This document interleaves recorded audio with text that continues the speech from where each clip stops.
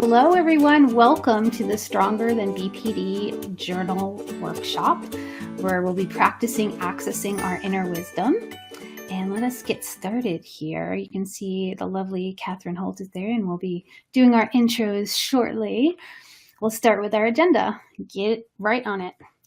So in just a moment, as I said, we'll do some brief bios so we can tell you a little bit about who we are and why we do this work and what this journal is all about in our lives. And then we'll do a brief journal interview to let you know how the journal is set up, how it came about, what's the intention for it. And then we'll be talking about DBT's 3 states of mind. And this is a concept in dialectical behavior therapy that we tied into the book and given the name Wise Woman or Your Inner Wisdom, which you can also insert Wise Man if you prefer. And we will just talk about what does that mean and what does it look like.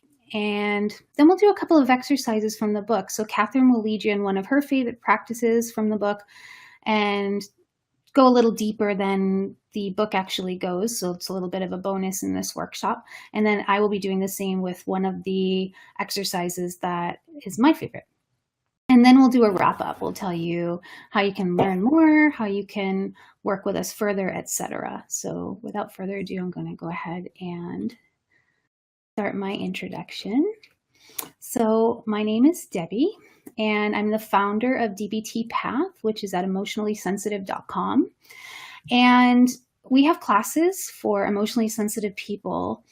This might mean you identify with or have been told you have something like borderline personality disorder, BPD traits, any type of situation where you feel like your emotions may be more intense than other people, or you find yourself being more emotionally dysregulated.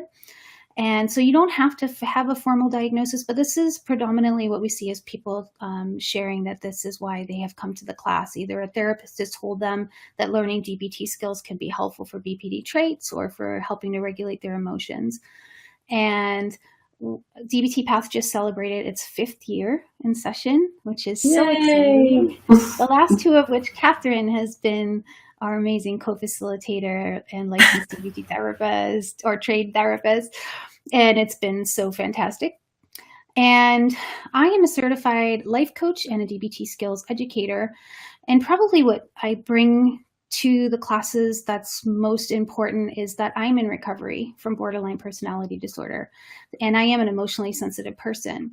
So what this means is, and I think this is a very rare thing for mental illness or mental health diagnoses, that you can actually receive treatment or learn new ways of being and change your thoughts and change your behaviors and actually then be reevaluated and no longer meet the criteria for that diagnosis in the DSM, which is the book that therapists and psychiatrists use to say whether, this person has borderline personality disorder or bipolar disorder. And after doing my own work with DBT and really committing myself to the practice and basically having it become a lifestyle, I no longer met the criteria for BPD. So I'm said to be in recovery or in remission. And so I am able to bring a perspective that's a bit different as both a professional life coach who has some professional DBT training as well as some personal DBT training in my own life.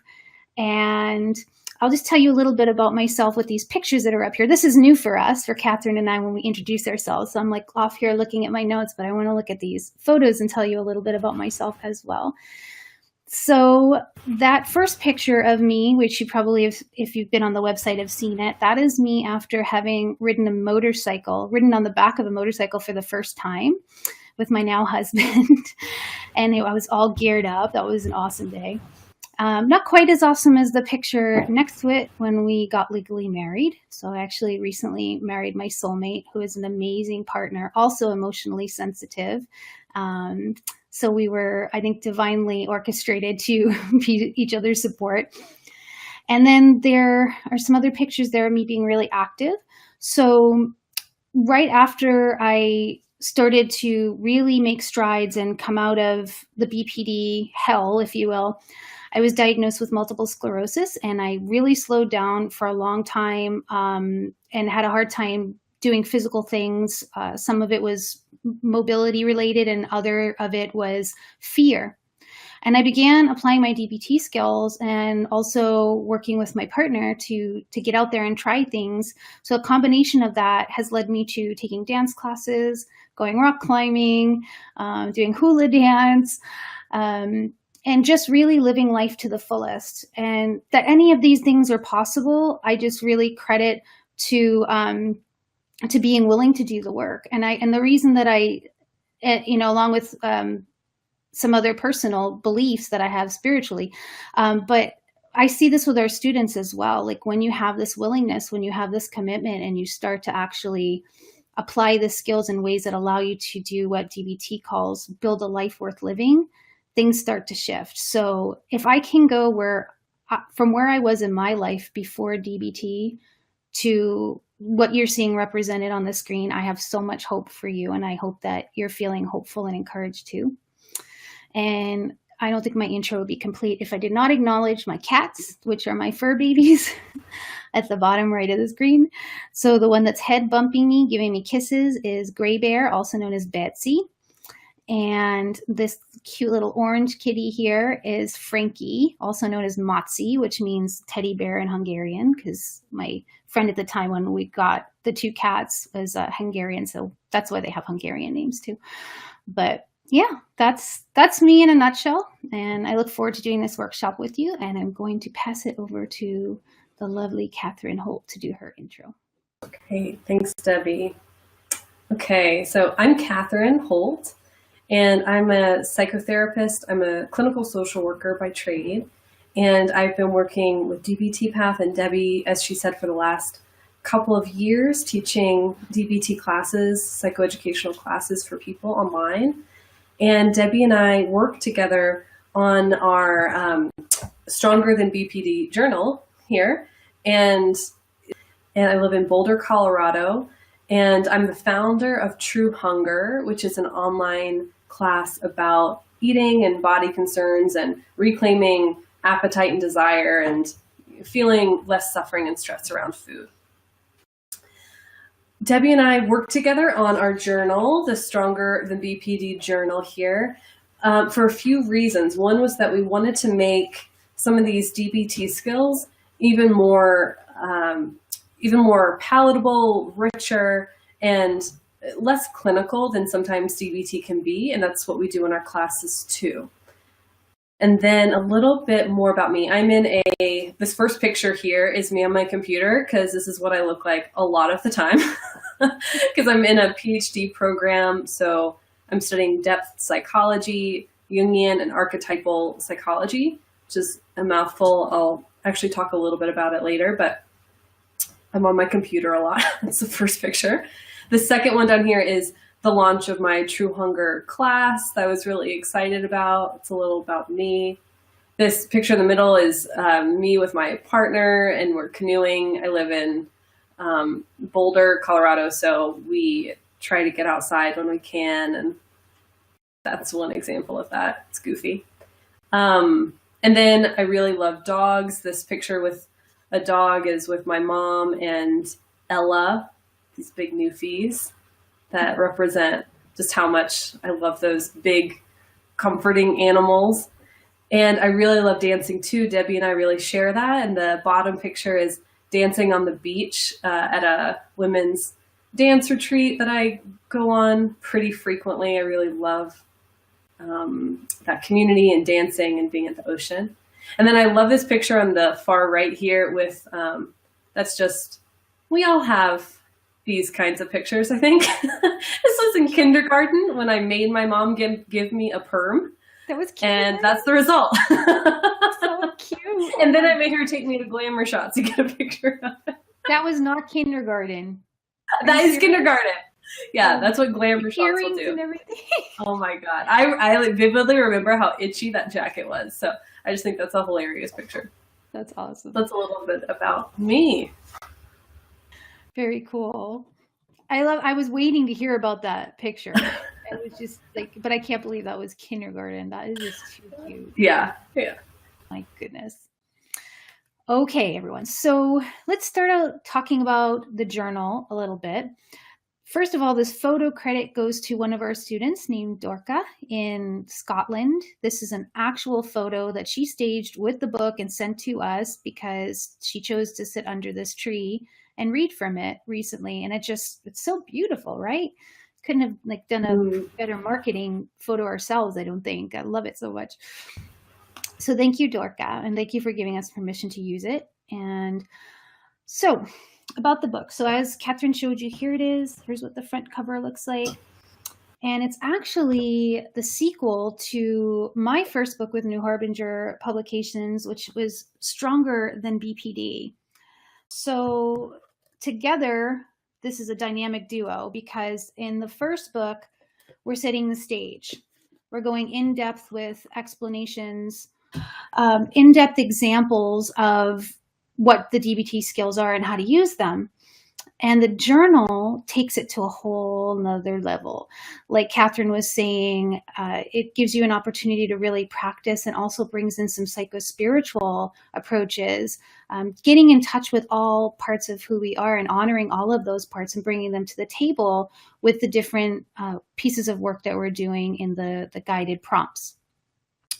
So, I have in my notes here, I've already mentioned it, but the book does say wise woman. And I think Catherine would back me up in saying it probably is tailored a little bit more toward women. However, we want to invite men or however anyone identifies to take a look at this book because I don't think it has to be a situation where it's gendered, where, if you're not a woman, you're not going to benefit or enjoy this book. So if it appeals to you, I encourage you to go look on Amazon where you can take a sneak peek and go through it a little bit and see if it feels like a good fit. And please don't let that dissuade you just because that's on the title. And I would say the same thing for my first book.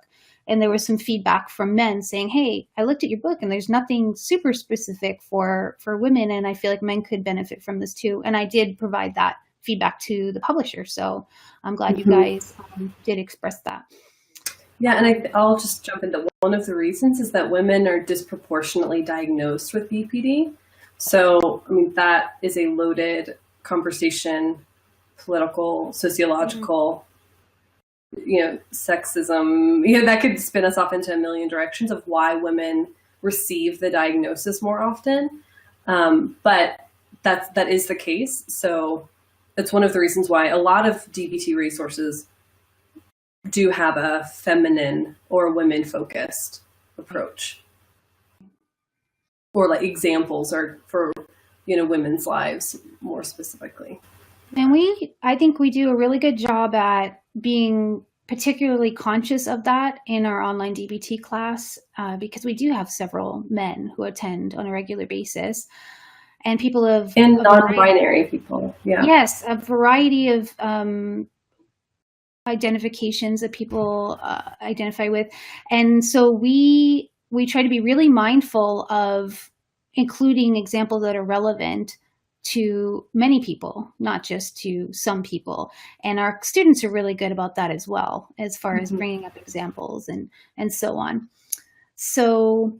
All right, so this is a little bit of the background about the journal, and you're probably wondering how it's set up. All right, so here's the first piece. So each exercise starts with a goal.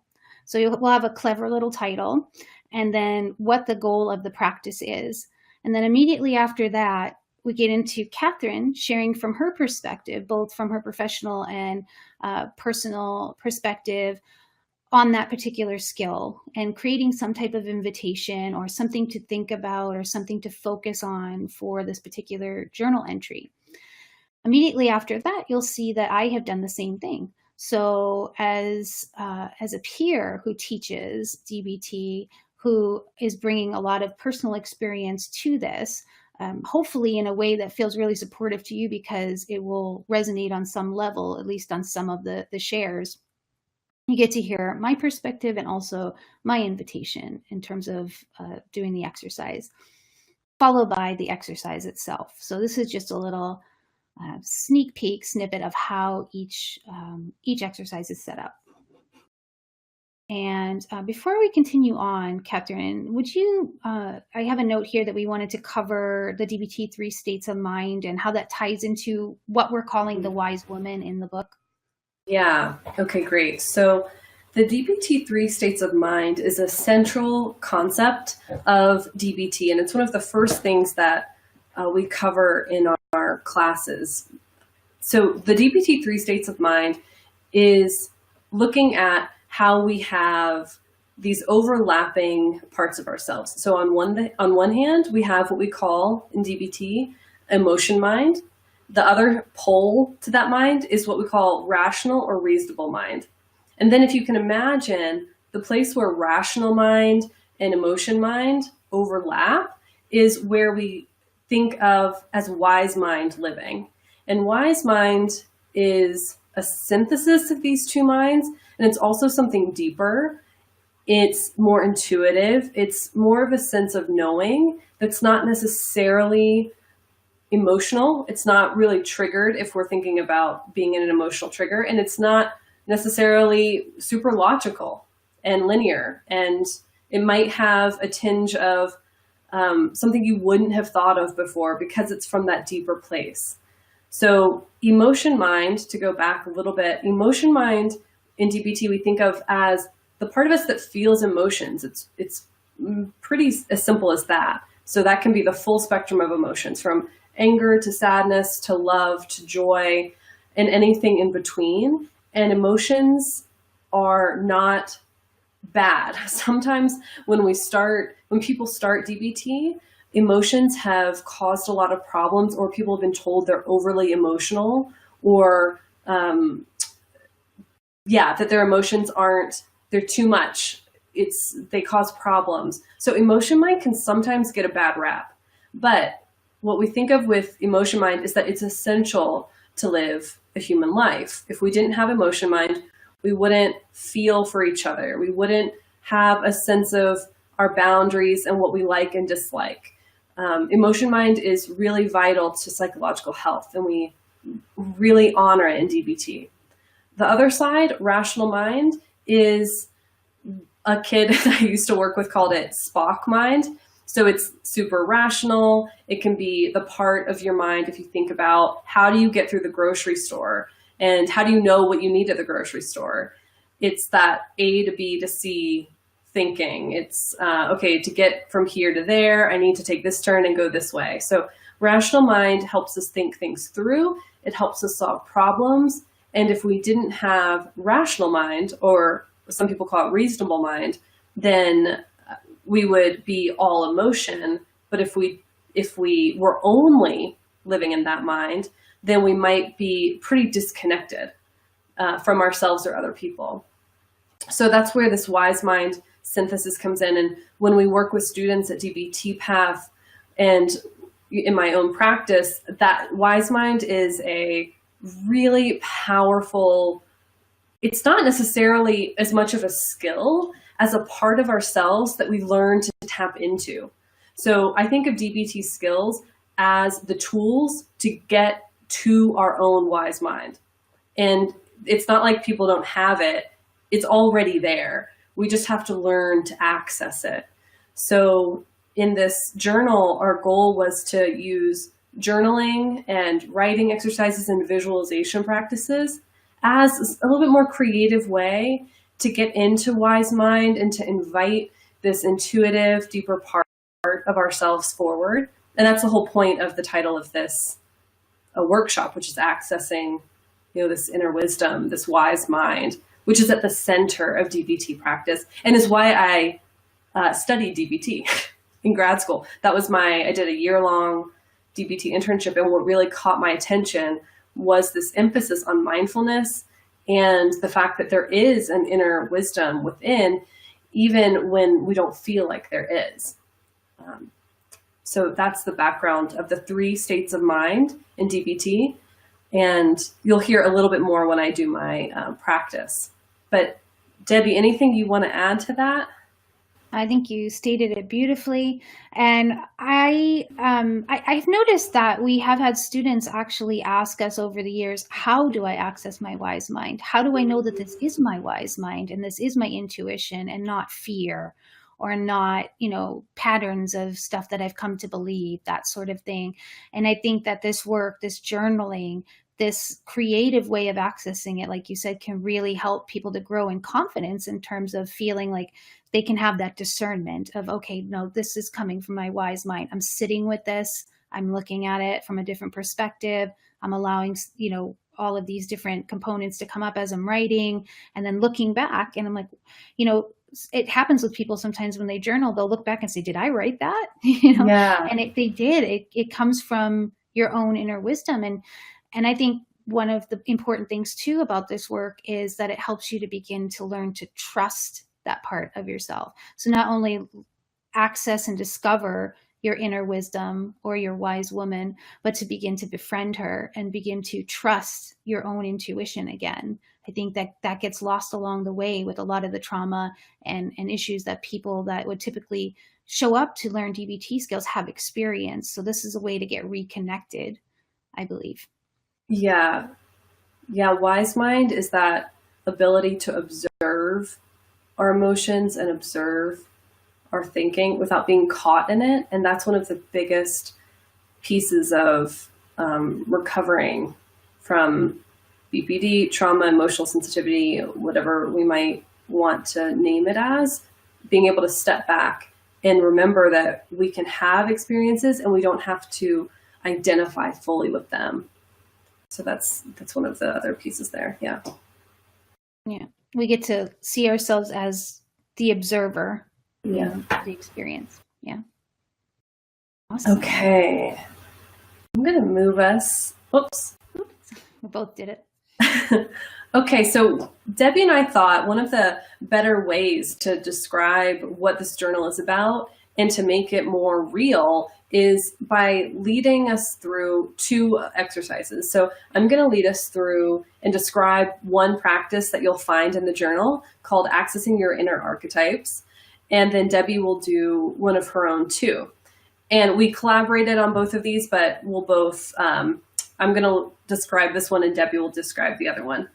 Okay, so Accessing Your Inner Archetypes is a tool that kind of dovetails off of this idea of the three states of mind.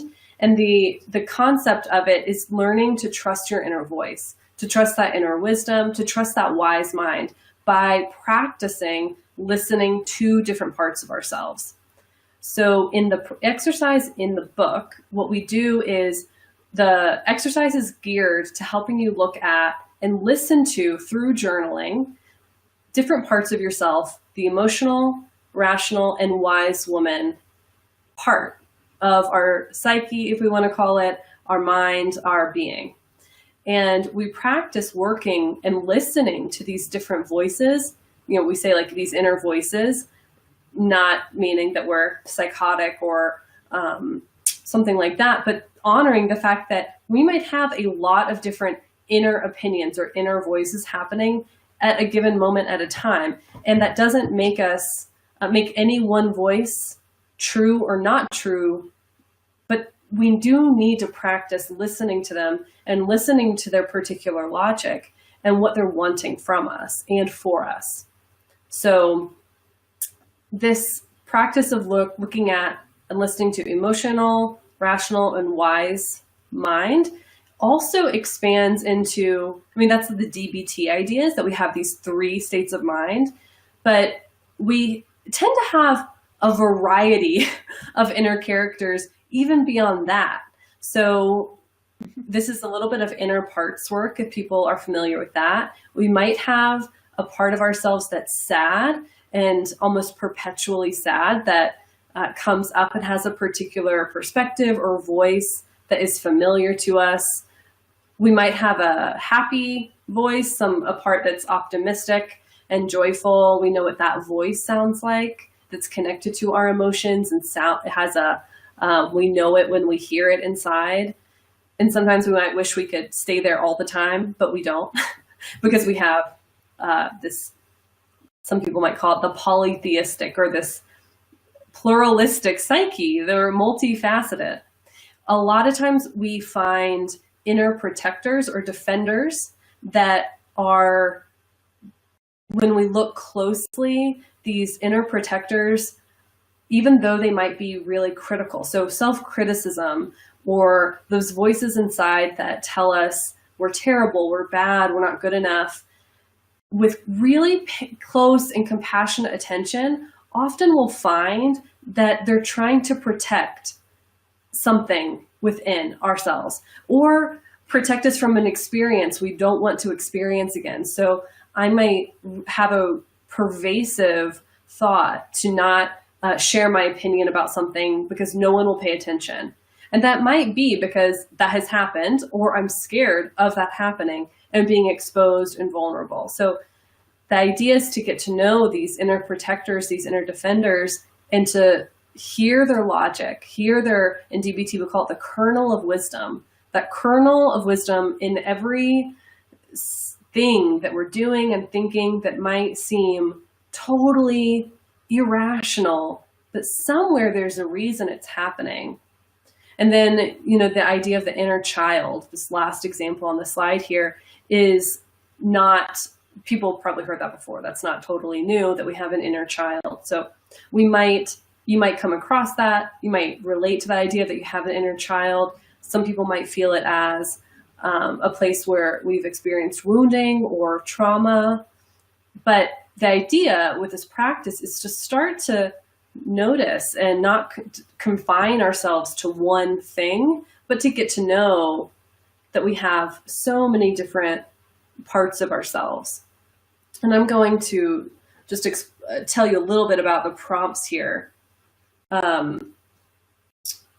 So the idea is that I'm going to show you the page here. It looks like this. I don't know if you can even see that. Look, my camera does it the other way. So it leaves room for the situation. Usually an inner part gets triggered by an external situation.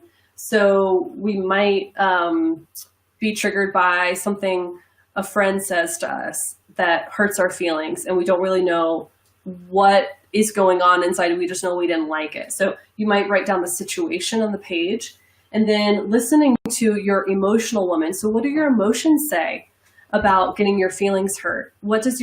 If your emotions could run the show, what would they want to do? What do they want you to know? So that part of the journal is for you to explore that.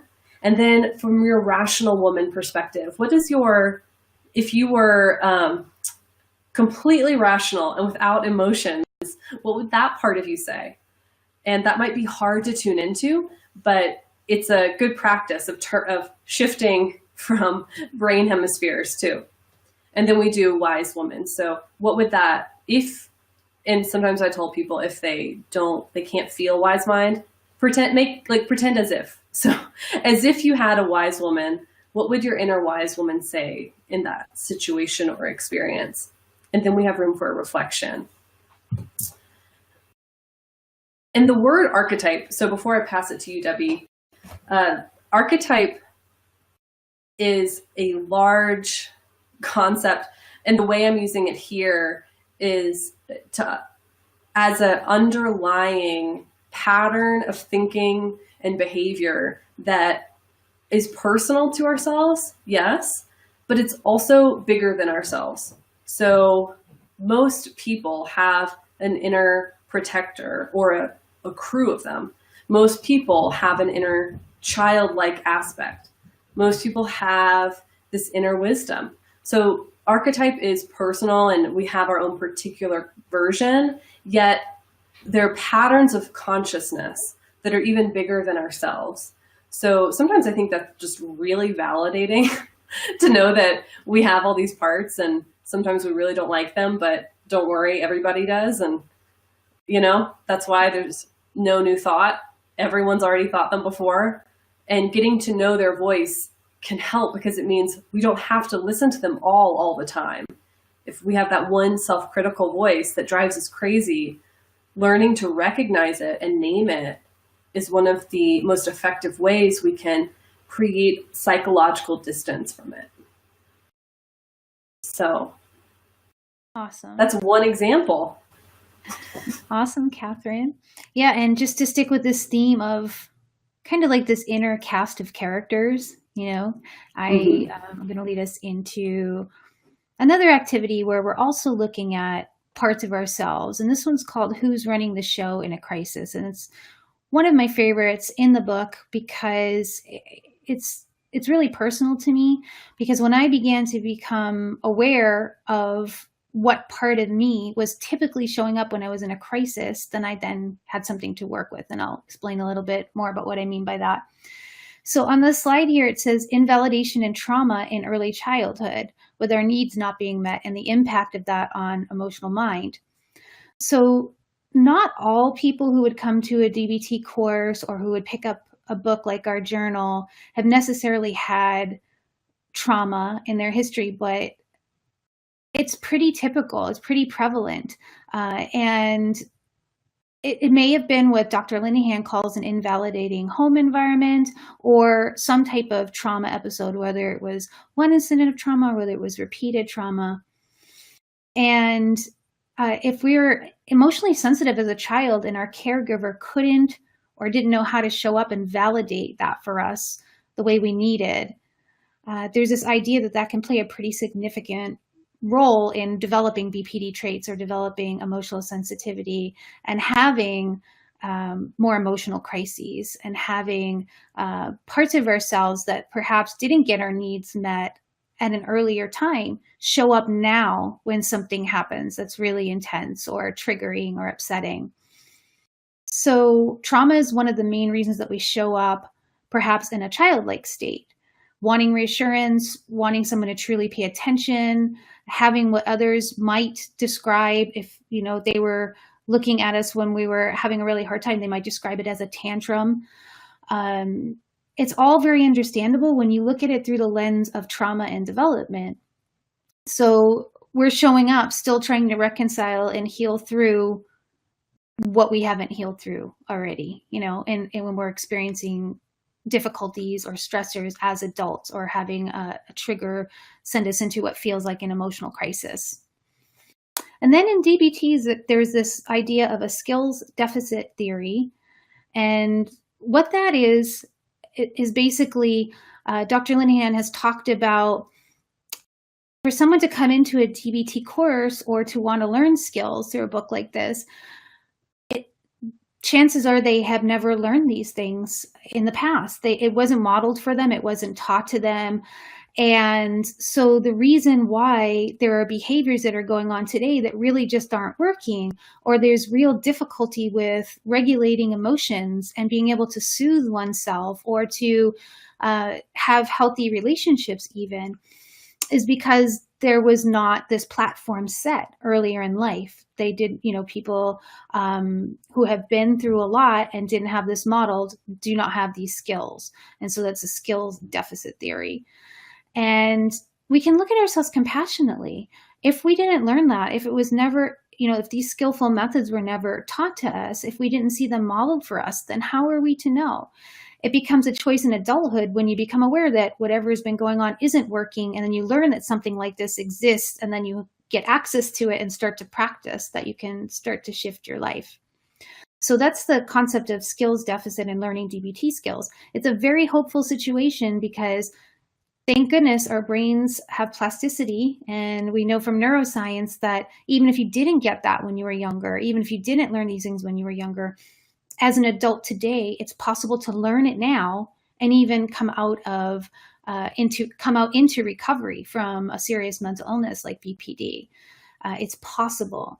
And that's pretty amazing that we can create that kind of transformation and shift with commitment and willingness and doing the work. And then this next piece, trying to get our needs met and recognizing who is asking, this reminds me of what you were talking about, Catherine, where we look at what's the need that's trying to get met? Like, why is this? What's the kernel of wisdom here? If I'm behaving in a way, let's say the action is like threatening self-harm, but you really, really don't want to hurt yourself. Like, what is that about, that unhealthy behavior, right? It might be that, and this is what I've heard, this has been my personal experience many years ago, and this is what I've heard from other people time and time again, is that it's not about attention seeking, like in a facetious way or in a immature way. It's more like, I'm hurting so badly inside and I'm so dysregulated and I feel so desperate and I need someone to understand how badly I feel. And these are the words that get their attention. This is when they stop and actually pay attention to me and something shifts. So there's wisdom in that, even though that behavior ultimately isn't working, right? Ultimately isn't healthy, ultimately is probably not getting you to the goals that you want and the relationships that you want, the way you want your relationships to be.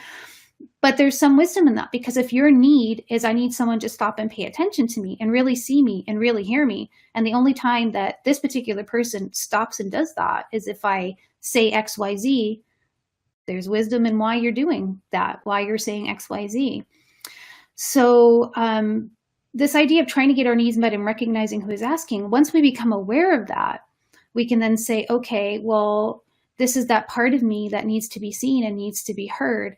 Are there other ways that I can go about asking for this to happen without making threats or without saying things that are extreme or without the XYZ, right? So we recognize who's asking, we recognize what the need is, why why that part of us is showing up in a crisis, whether it's that inner child or whether it's the angry part or whether it's the fearful part.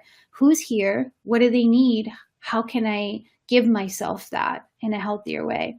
Which brings us to the next point of meeting our needs in new and healthier ways. We can start to speak to ourselves differently when we become aware that this is what's happening, that it is a more vulnerable part of ourselves that is showing up in a crisis. It might be the part that's like a wounded animal. You know, if you find that you have a lot of anger that comes up when you're in a crisis, there might be this inner part that needs to feel safe and needs to feel protected. And if it's the inner child, there might be a part of us that needs to feel consoled and reassured and comforted. How can we give ourselves these things, and how can we ask for those things in a way that's going to serve us in a higher way? And we can start by speaking to ourselves differently, by maybe slowing things down and saying, well, of course I'd be really hurt or scared or really angry right now because this just happened and I have a lot of pain from the past and it's bringing it up, or whatever the situation might be in that moment. We speak to ourselves with compassion. We look at that part of ourselves that's running the show in the crisis and address it with love instead of fear or resentment or self-hate. And then cope effectively and approach a crisis with your wise woman. So cope effectively is a term we use a lot in DBT. Basically, you want to know what your goals are. You want to have this kind of set in mind before a crisis, because it can be really hard to come up with, okay, well, how is this going to affect my short and long-term goals right now? And what are they again? I have to think about what I really want.